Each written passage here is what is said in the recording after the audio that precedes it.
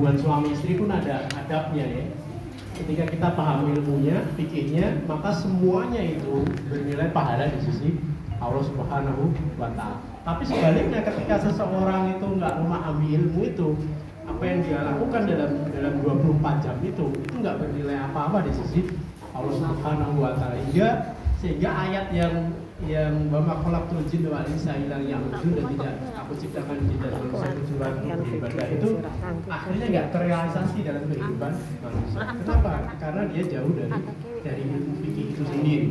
Tapi ketika dia memahami itu, bangun tidurnya sampai dia tidur lagi, itu bernilai ibadah di sisi Allah Subhanahu wa Ta'ala. Bayangkan orang yang paham ilmu fikih itu, tidurnya itu dari malam sampai bangun lagi itu bernilai pahala ketika dia paham ilmunya. Tapi sebaliknya ketika dia nggak paham ilmunya, ya tidur untuk melepas lelah saja, sudah tidur, sudah ngorok sudah bangun lagi, besok lagi ngorok, padahal berapa jam dia tidur, itu tidak bernilai apa-apa di sisi Allah Subhanahu wa Ta'ala. Itu yang jadi permasalahan umat Islam hari ini. Tidurnya hanya melepas lelah saja seperti itu. Ya.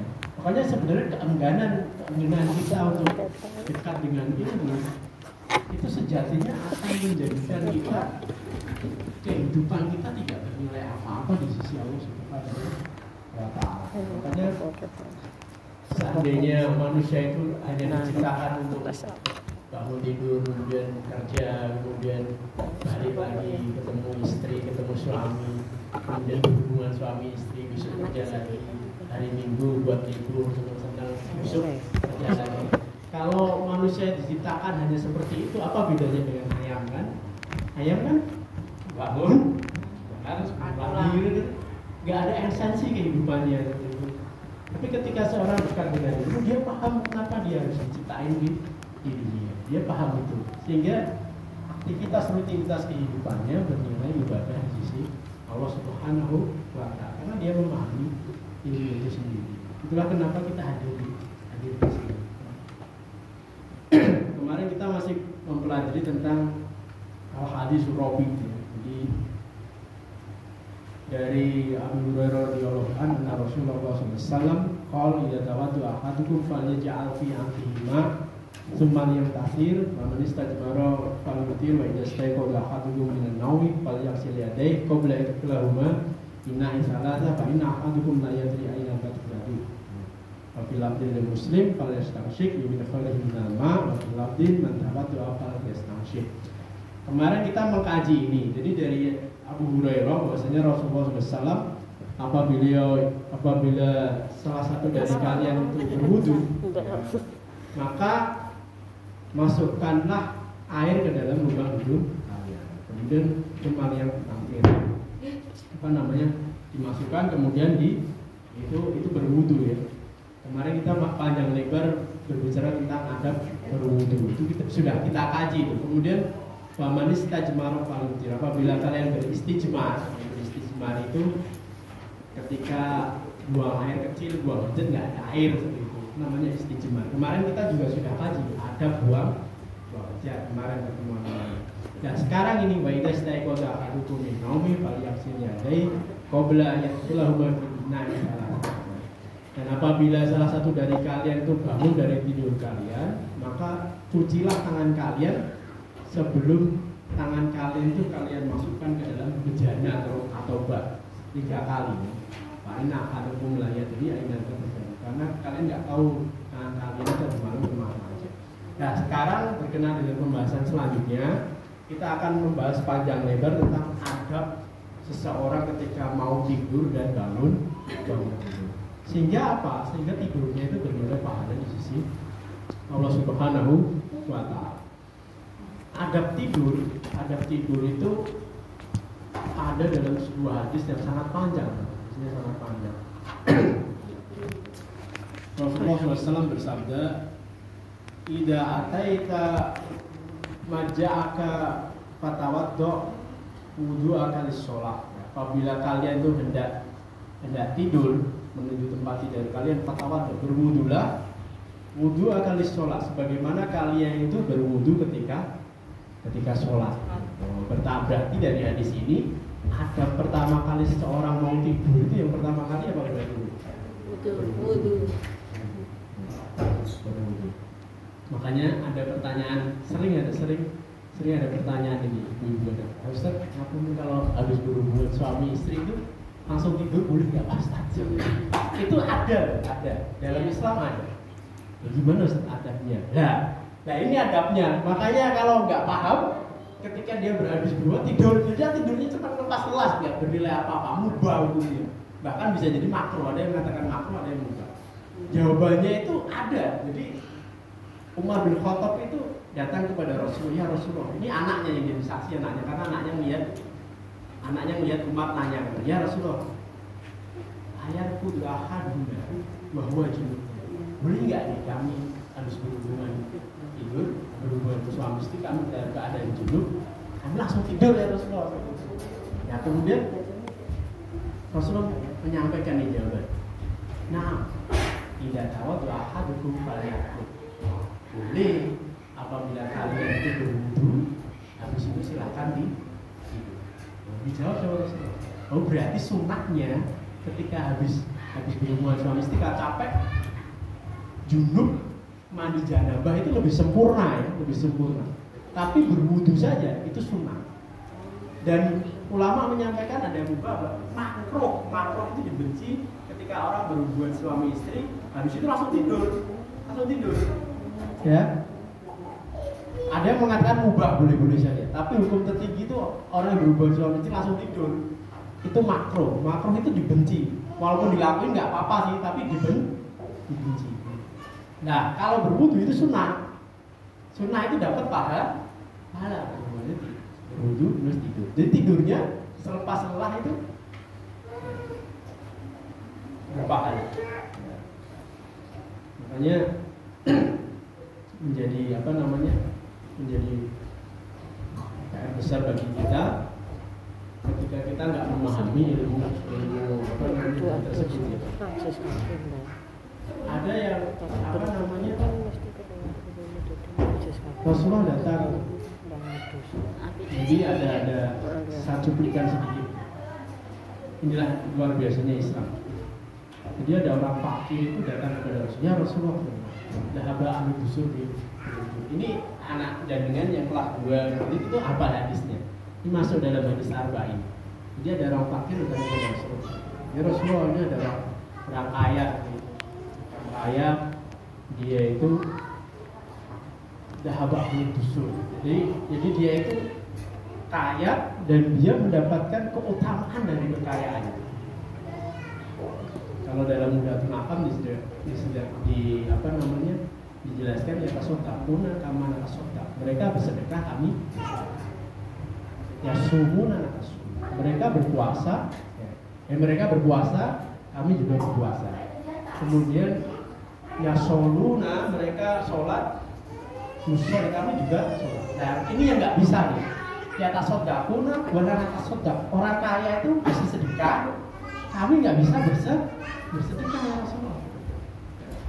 Kemudian Rasulullah menjawab dengan luar biasa bagaimana jawabannya sebenarnya sebagai kabar bahwa Rasulullah itu nggak pingin umatnya itu sampai ada yang masuk neraka.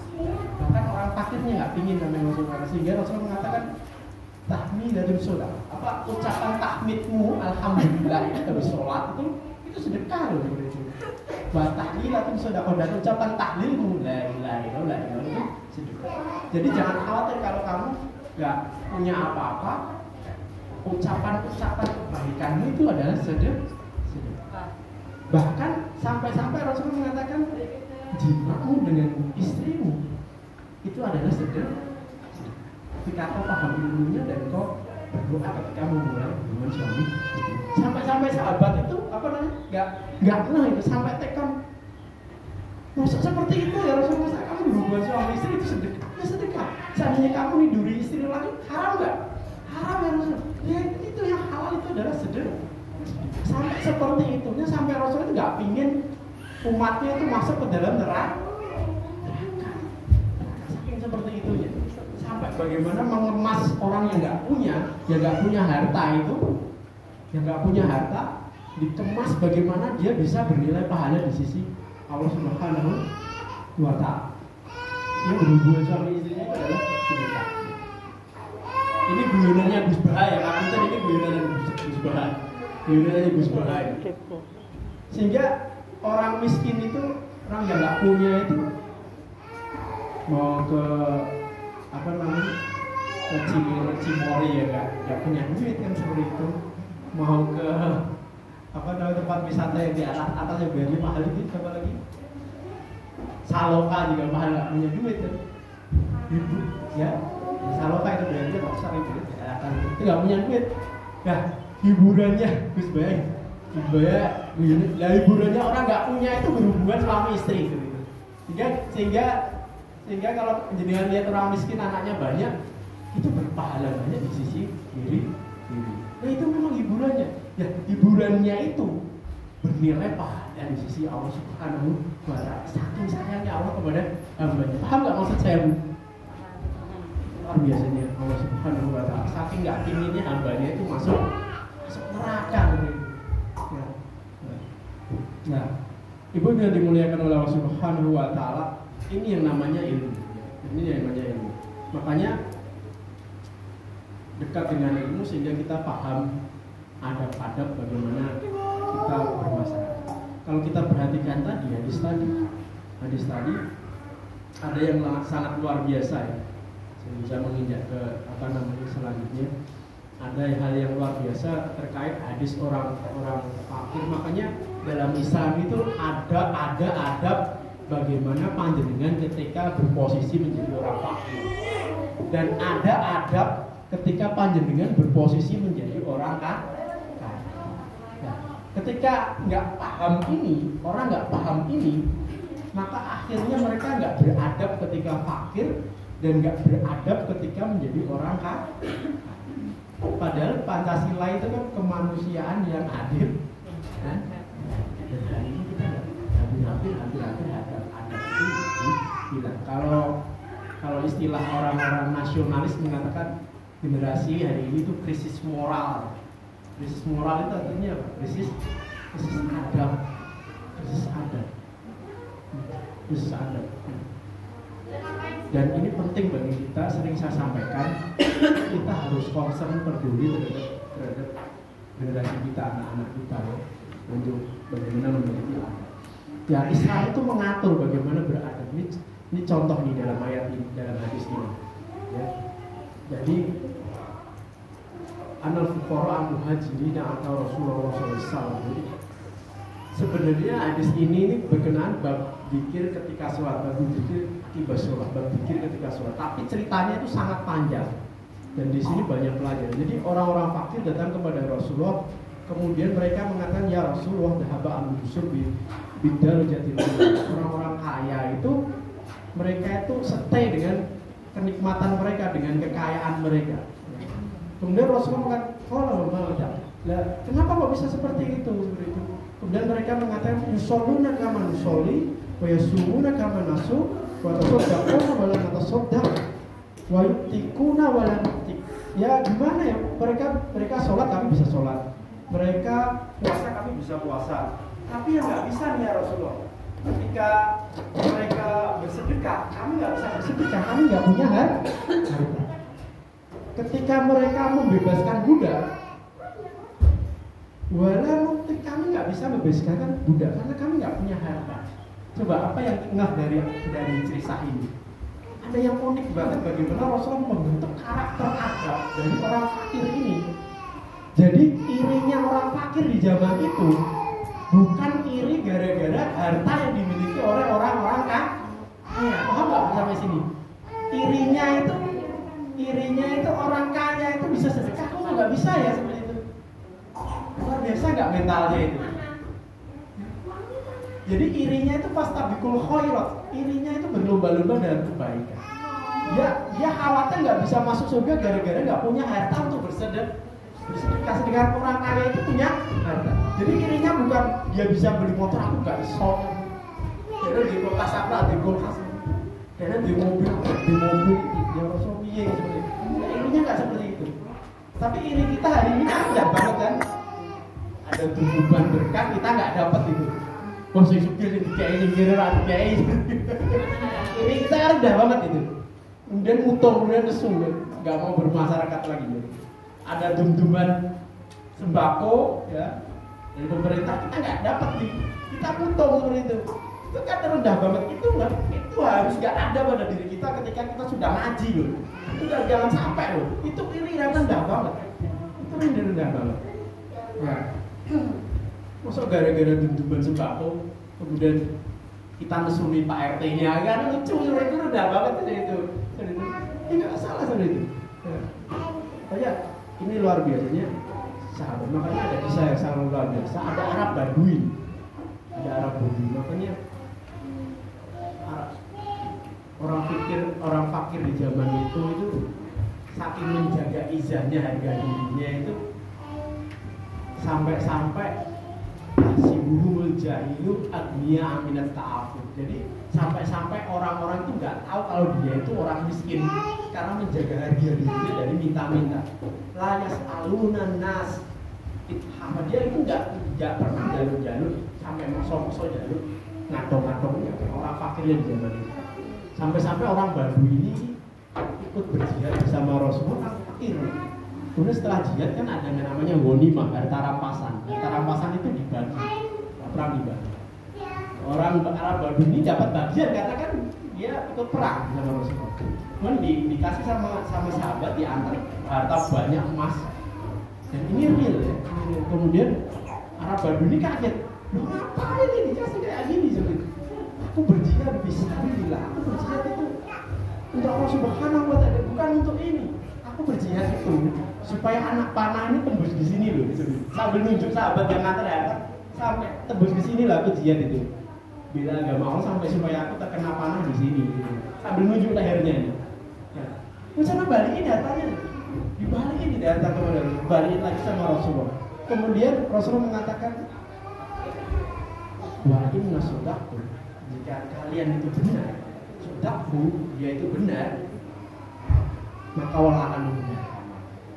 Niatnya itu benar, Allah akan membenarkan. Besoknya perang lagi, jihad. Tiba-tiba orang Arab Badui yang fakir itu benar-benar ketembus panah di sini nih. Ketembus panah di sini. Kemudian Rasulullah mengatakan orang ini benar dan Allah membenarkan dia. Mati di sini. Ini mentalitas orang fakir di zaman dulu. Mentalitas kita kan nggak orang fakir di zaman kita ini hari ini. Ngapunten nih, ketika gereja bagi-bagi sembako nih, kelenteng bagi-bagi sembako, siapa yang besar-besaran coba? Siapa yang besar-besaran coba? Apakah orang Nasrani atau orang Islam coba? Orang Islam yang besar-besaran. Kenapa? Karena kita sudah nggak punya izah, Bu. Kita sudah nggak punya harga diri dari jadi umat Islam itu adalah orang fakirnya. Fakirnya sudah nggak punya harga diri. Abdurrahman bin Auf ketika hijrah diserukan, kemudian mereka berhijrah ke Madinah, harta mereka itu ditinggal semua di Mekah. Abdurrahman bin Auf yang dulunya kaya dan fakir hijrah ke Madinah, dipersaudarakan dengan Abdullah. Nah Abdullah ngomong, aku punya harta nih, aku bagi ya separuh ya untukmu ya oleh Abdurrahman. Fakir ya nggak punya. Abdurrahman bin Auf. Kalau kita kan seneng banget wah kesempatan di sore itu, ya nggak apa-apa. Apa yang dikatakan oleh apa namanya? Tunjukkan tunjukkan aku ke pasar saja. Supaya apa? Supaya aku bisa jualan. Izan. Jadi mentalitas orang kaya dan orang miskin zaman dulu seperti itu. Orang kayanya itu beradab nyam-nyam kepada fakirnya. Orang fakirnya menahan diri untuk meminta. Kita sehingga pas banget botol ketemu tuh. Beda dengan hari ini. Ngapunten nih. Adabnya orang Islam atau orang fakirnya jalur-jalur, orang kayanya kok nyelok.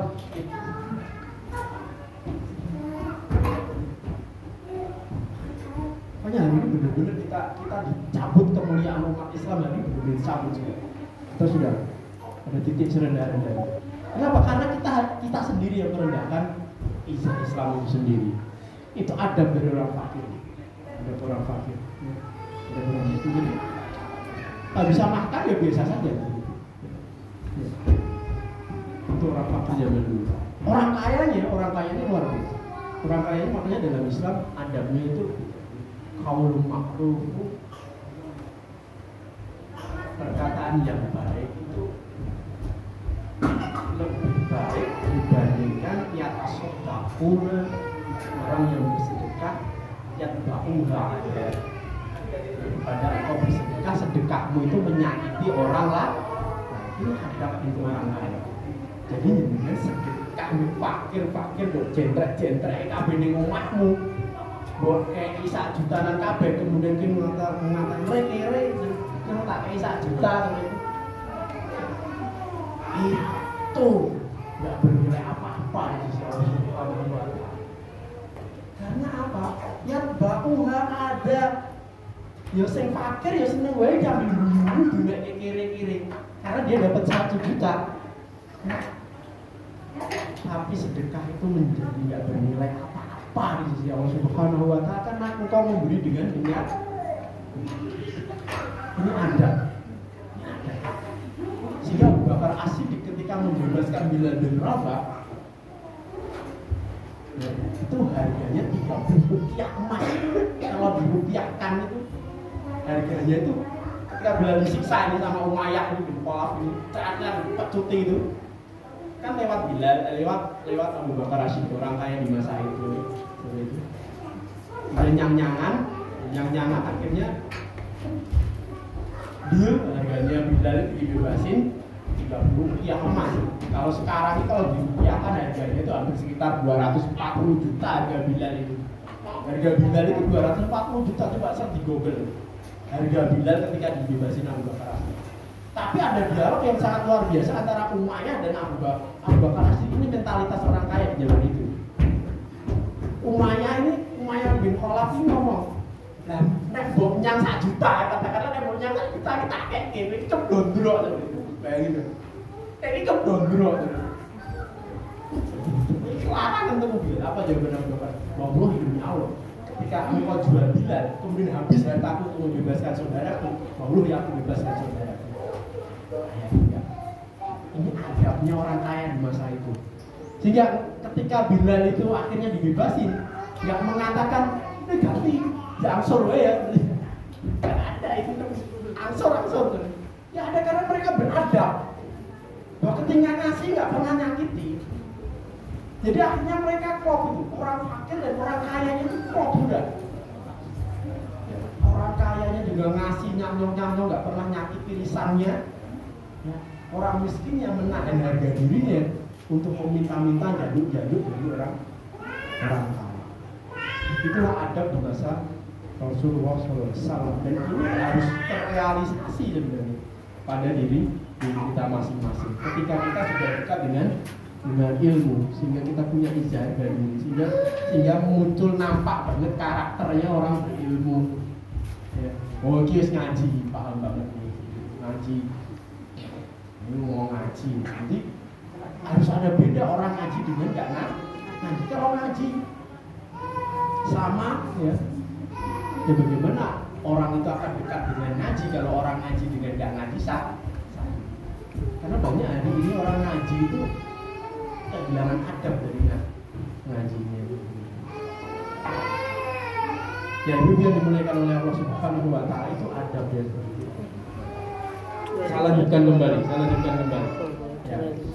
Yang pertama berwudu ya, berwudu. Makanya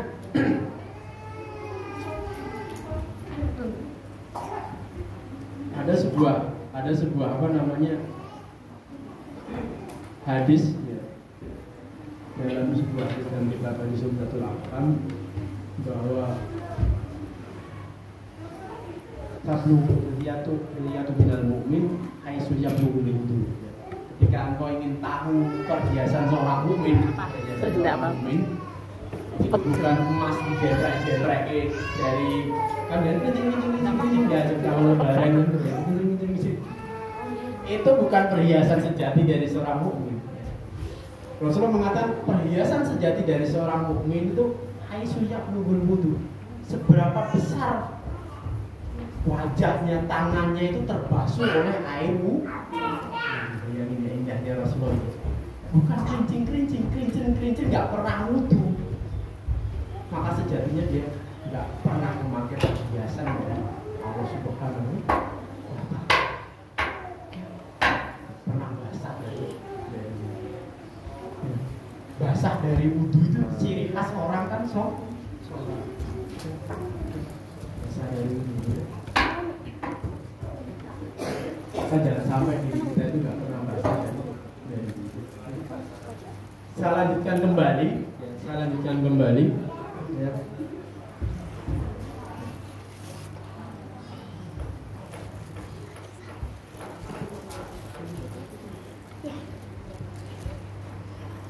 Hadis tadi hadis berkenaan dengan adab tidur.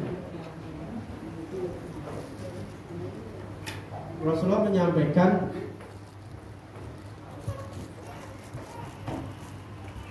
sumakul, kemudian kalian berdoa ketika hendak tidur. Kemudian ditutup hadisnya wa in mutamin lailatika fa anta al fitrah wa ja'alna akhira ma tasallu. Jika kalian mati ketika tidur, malam itu kalian mati ketika tidur, maka engkau mati di atas fitrah. Dan jangan sampai kalian itu meninggal kecuali akhir hidup kalian itu sedang berdoa ketika tidur. Sebenarnya orang tidur itu kan sedang meninggal kan, ruhnya kan dicabut sebentar. Bisa jadi orang tidur ruhnya nggak dikembali. Artinya apa? Mak? Rasulullah mengatakan jika kamu mati dalam keadaan tadi itu, kemudian berdoa Bismillahirrahmanirrahim ya, tiba-tiba pada saat itu kamu mati, maka kamu mati dalam kebaikan karena ending kehidupanmu engkau sedang berdoa dan berdoa kepada Allah Subhanahu wa Ta'ala. Indah banget ya Islam. Tapi sebaliknya ketika kowe kesel golek dunya, tiba-tiba kamu merebah tidur, tiba-tiba sesak jantungmu kemudian kamu mati. Apa yang terjadi? Kamu mati sedang melepas kepenatan duniamu, dan kau mati bukan dalam ucapan berdoa kepada Allah Subhanahu wa Ta'ala, tapi engkau mati dalam melepas Allah untuk mencari akhirat apa dunia. Makanya ibu yang dimuliakan oleh Allah Subhanahu wa Ta'ala, juga asukul abdin ala ma mata alaih. Setiap orang itu akan meninggal sesuai dengan kebiasaan hidupnya. Hati-hati dengan kebiasaan hidup. Makanya Rasulullah mengatakan min husni islamil mar'i tarkuhu ma la ya'ni. Salah satu tanda kebaikan seorang muslim, dia itu meninggalkan hal-hal yang tidak bermanfaat bagi akhiratnya.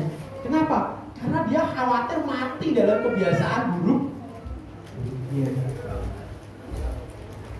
Hati-hati. Ketika kita hari ini punya kebiasaan buruk, coba ingat itu. Nah, ya bisa jadi kalau kita itu mati dalam kebiasaan buruk.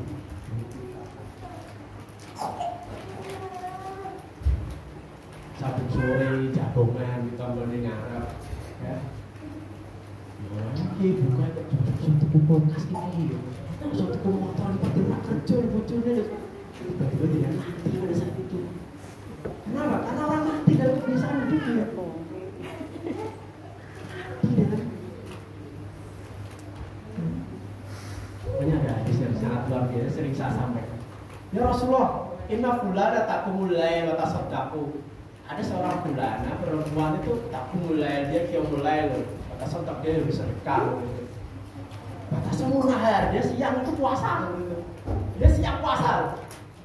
Tapi ya Rasulullah, gua itu di jino nabi lisan, tapi dia sering nyakiti tetangganya kayak tadi itu, memfitnah tetangganya dan nyakiti semua orang bilisani dengan lisannya. Aina iya ya Rasulullah, di mana dia Rasulullah? Seperti menyambar petir itu Rasulullah menyampaikan, dia ya terkulnar, dia masuk neraka. Iya. Karena dia mulai sidang puasa. Ya, tapi misalnya itu orang. Kenapa? Ya dosanya orang lain ditimpakan kepada dirinya semua. Itulah kenapa ciri khas orang beriman. Iman itu kan ada dalam hati itu Pak Ustaz.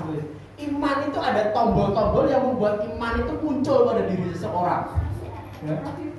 Jadi nggak dalam hati akhirnya oke beriman orang ya, kan nggak tahu. Ada tombol yang bisa memunculkan itu, dan Rasul mengatakan tombol-tombol itu yang ketika dipencet itu memunculkan keimanan seseorang. Man kana yu'minu billahi wal yawmil akhir falyakul khairan aw liyasmut. Barang siapa yang mengaku iman kepada Allah dan Rasulnya, dia akan nampak falyakul khairan aw liyasmut. Perkataannya itu baik. Kalau dia nggak bisa berkata baik itu diam. Jadi tombolnya apa? Lisan. Munculnya itu kalau dia beriman, lisannya itu kelihatan tombolnya kalau dipencet ini iman nggak ya? Kelihatan seperti itu. Maka dia beriman. Paham nggak Bu? Jadi nggak terus, iman kan dalam hati nggak bisa di. Iman itu tombolnya ketika dipencet itu kelihatan. Dari perkataanmu itu bisa lihat kamu beriman atau enggak.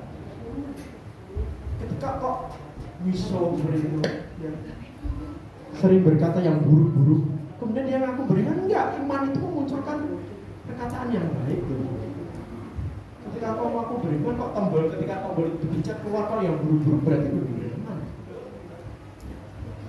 Itu iman. Makanya ini yang harus kita pahami. Karena kita di dunia ini kan diciptakan bukan untuk bersenang-senang, untuk bersenang-senang rasanya, kemudian udah sana, udah sini. Kita diciptakan kan juga sering saya ngucapin kalau dunia ini diciptakan manusia untuk bersenang-senang, kita senang-senang di dunia, kita nggak mungkin mati Bu, seperti itu kan. Apa maksud saya? Kalau ini senang-senang di dunia, terus senang-senang lah, kita nggak mungkin mati. Kenapa kita mati? Ya karena kita akan balik kepada Allah dengan pertanggungjawaban apa yang kita lakukan di dunia. Itulah kenapa inna lillahi wa inna ilaihi raji'un. Sesungguhnya kita ini milik Allah dan kita itu akan kembali kepada Allah Subhanahu wa Ta'ala. Dan kadang kita nggak rasa sebenarnya. Makanya orang yang meninggal hari ini itu nggak pernah berpikir dia besok akan meninggal. Meninggal hari ini, besok dia nggak berpikir kalau besok dia akan mati.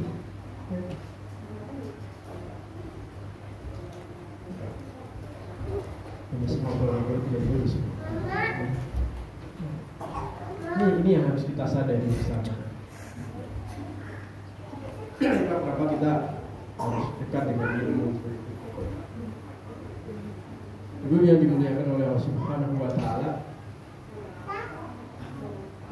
Itulah kenapa dalam kitab Ushul Salasah itu perkataan dari Syekh Muhammad At-Tamimi, beliau mengatakan Allah khalaqana wa razaqana wa lam yatrukna amalan bal arsala ilaina rasulan wa man ata'ahu dakhala jannah wa man asahu dakhala nar.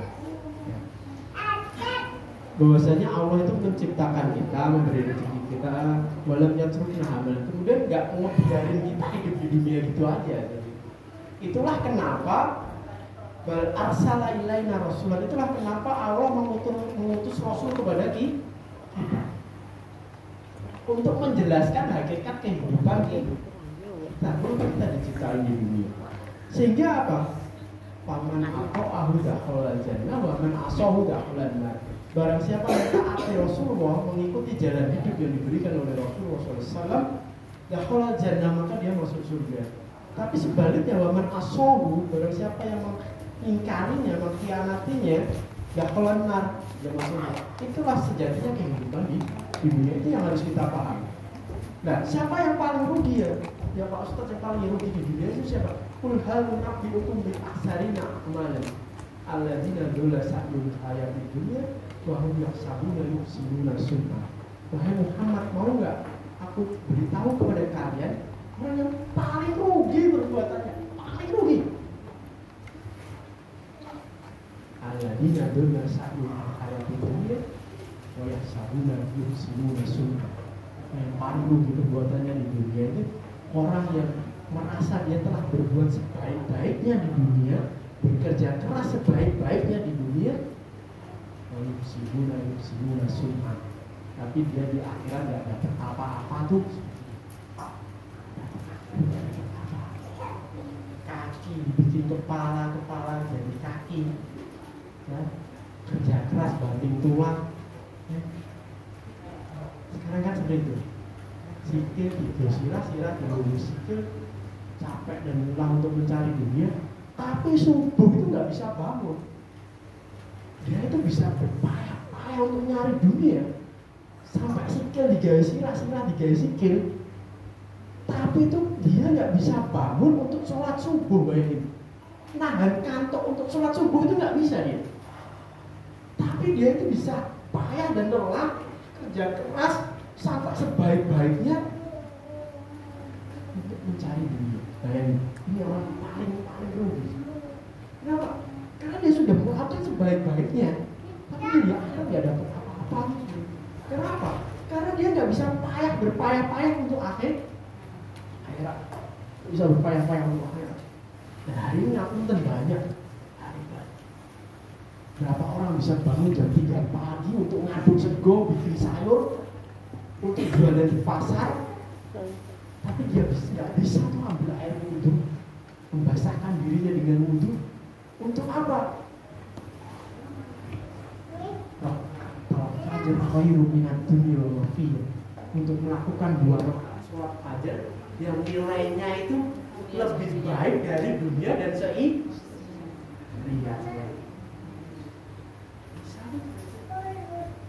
Banyak orang berdesak-desakan untuk mencari dunia di pasar itu, jam 3 bangun itu ditahan kantuknya, dia nggak bisa bangun untuk melaksanakan sholat sunnah 2 rakaat sebelum subuh.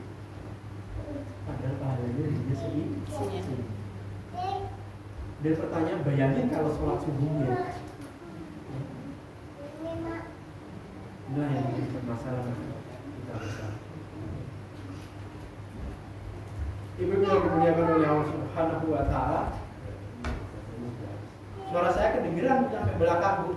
Kedengerannya tidak salah. Maka ibu-ibu yang dimuliakan oleh Allah Subhanahu wa Ta'ala, maka perhatikan ini kalimat inna lillahi wa inna ilaihi raji'un. Tapi ada yang menarik dari hadis ini, dari hadis inna lillahi wa inna ilaihi raji'un. Jadi Rasulullah itu dari Abu Qatadah, anna Rasulullah SAW itu muru alaihi bi janazah. Jadi Rasulullah itu mengiringi jenazah yang meninggal, dari jenazah meninggal. Kemudian dia berkata kepada sahabat, faqala mustariqu wa mustaraha min. Kemudian dia ngomong, kalau seseorang itu kalau jadi jenazah itu akan meninggal dalam keadaan mustarik atau menjadi mustarah mimpi. Kemudian sahabat mengatakan, ya Rasulullah, apa itu mustarik dan mustarah mimpi itu? Kemudian Rasulullah mengatakan, saya bacakan terjemahannya. Yang dimaksud mustari dan mustarih mimpi, mustarih itu adalah seorang mukmin ketika meninggal dia itu akan mendapatkan mustarih, beristirahat dengan nyaman dari segala beban kehidupannya dan keburukan dari dunia, dan dia menuju rahmat Allah Subhanahu wa Ta'ala. Irji'i ila rabbiki radiyatan fadkhuli fi ibadi wadkhuli. Wahai jiwa yang tenang, sekarang sudah waktunya kamu balik kepada Aku. Kembalilah kepada Rabbmu dengan hati yang tenang, fadkhuli jannah. Masuklah ke dalam surga Allah Subhanahu wa Ta'ala. Itu namanya mustahil. Tapi ada orang yang meninggal, itu mustarah minhu. Apa itu?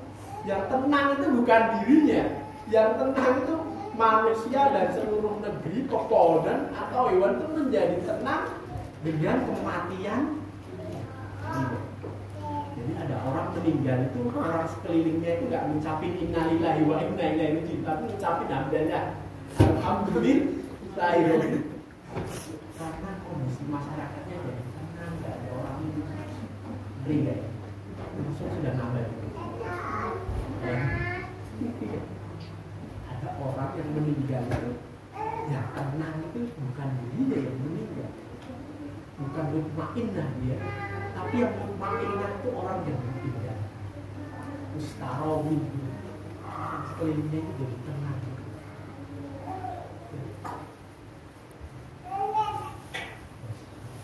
Itulah kenapa Allah mengajari kita itu doa yang bukan kepada Rasulullah. Allahumma ij'al khairal umuri akhirah wa khairal amali khawatimah wa khairal ayami yawmal qiyamah. Ya Allah, jadikanlah akhir umurku itu akhir ya Mbak, dan jadikanlah penutup amalku itu amal ya. Sering berdoa jadikanlah sebaik-baik umurku umur yang baik, dan sebaik-baik amalku amal yang menjadi penutup amal. Karena kita nggak pernah tahu, tiba-tiba kita mempunyai kebiasaan baik, tiba-tiba kita terakhir ending kehidupan kita menjadi kebiasaan yang, maka istiqomah itu perkara yang sangat luar biasa bagi seseorang. Jika kita bisa beristiqomah di kehidupan kita senantiasa berada dalam kebaikan, istiqomah yang di kehidupan kita itu menjadi kehidupannya. Makanya doanya Rabbana la tuzigh qulubana ba'da idh hadaytana wa hab lana min ladunka rahmah. Wahai Rabb yang membolak-balikkan hati, setelah Engkau berikan hidayah kepada kami, jangan Engkau balikkan kami ke dalam hati, semoga kita meninggal dalam keadaan kembali istiqomah. Nah, istiqomah itu akan senantiasa dekat dengan ilmu. Istiqomah itu akan senantiasa dekat dengan sahabat yang masuk. Perkuat komunitas-komunitas kebaikan. Nah, karena komunitas kebaikan itulah yang biasa Rasulullah akan senantiasa menasihati kita dalam perkara kebaikan dan menjauhi dalam perkara keburukan. Karena sahabat itu akan senantiasa mengajak terus kita dalam kebaikan. Kita sering diingatkan lewat WA, hadir taklim. Dan ingatin itu sahabat pegang erat-erat seperti itu. Ya. Kalau sudah diingatkan kebaikan dengan sahabatnya, maka pegang. Karena apa? Sahabat yang soleh itu kan saling memberi syafaat jauh dari dia. Makanya ada hadis yang masyhur banget, ketika seorang sahabat berkumpul dalam kebaikan, ketika seseorang itu masuk ke dalam jannahnya Allah Subhanahu wa Ta'ala, dia nggak melihat sahabatnya di surga, dia lari sana lari sini, lari sana lari sini, nggak lihat begitu. Qadarullah dia melihat sahabatnya di neraka. Kemudian ngomong sama ya Rabb, Allah demi Allah, yashhadu, aku menyaksikan saudaraku ini di dunia saum bersama, sholat bersama, hadir majelis ilmu bersama. Boleh gak ya Rabb, aku ambil tangannya, aku masukkan dirinya ke dalam surga? Apa jawaban Rasul? Apa jawaban Rasul? Ambil sahabatmu, tarik dia ke dalam neraka, masukkan dirinya ke dalam surga. Tarik sahabatnya. Itulah kenapa ketika dia masuk